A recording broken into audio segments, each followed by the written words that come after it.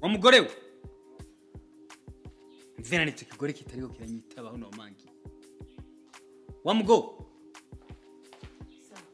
Ivyo bitwaro vyicaye ko cyane mu birenge. Nazona gwamagana. Uwo matwi yari. Nari mu gikoni sera kumvira. Ego mperetse yo fani. Sa. Ezi yo fani tutumva ni giki.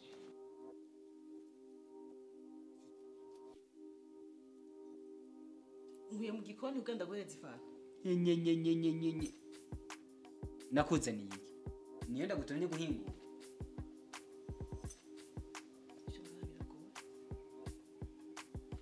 Ibintu ni bari vya bindi mwereko ngo kwikukira mu nene ngo nibiki.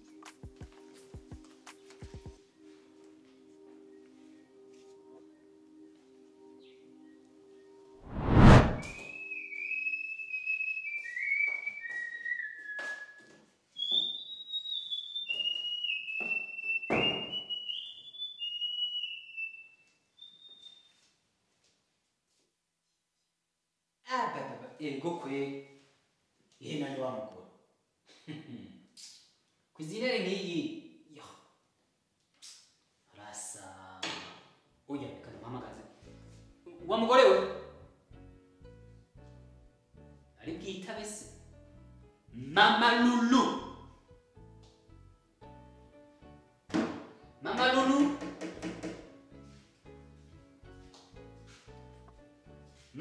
nyende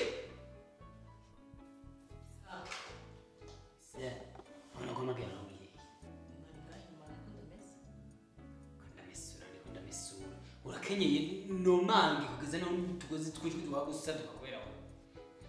Okay. Ivyo tubireke. Basi ndakubaza. Kuzine kugwanga. Kuzine? Kuvyibuka nta n'ivyo zini zina ryabirizi ya pen. Nico gituma usigo yirangaje. So? Isaiki. None wanyu mwacanye bikwi ndavyene musamba sanze mwishamba. Ivyama kuzine mwe mubizere. Bazigene yanzimvye. Fakono ni gusa. Ndashaka kuza ngasangira ranga itayifuniki. Urabona? La, ndayisaziranga. Nyabutse ifuniki wowe nyine ngo. Ninde byo wari wagize? Navyo nagize. Mvuze ivyo.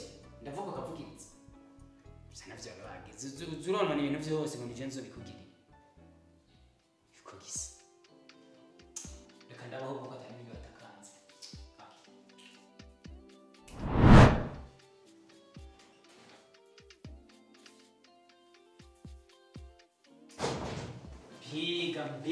Bega.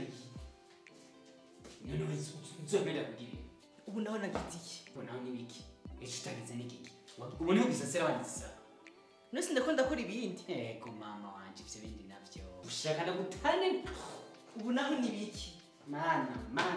No gufatirwa kwa bingeza. Nazindutse mu bindi papa rurabizi nako ngakazi katabuze. Umugore bwo kimbenga. Urakenye zo gutane n'inzu. Nisoni. Niho ho wewe ntushobora no kunyubaha na gatonya. Ukubaha. Ubu rero umugabo yubaha umugore. Handitswe ngo umugabo azokunda umugore yubaha umugabo. Wavyumvise?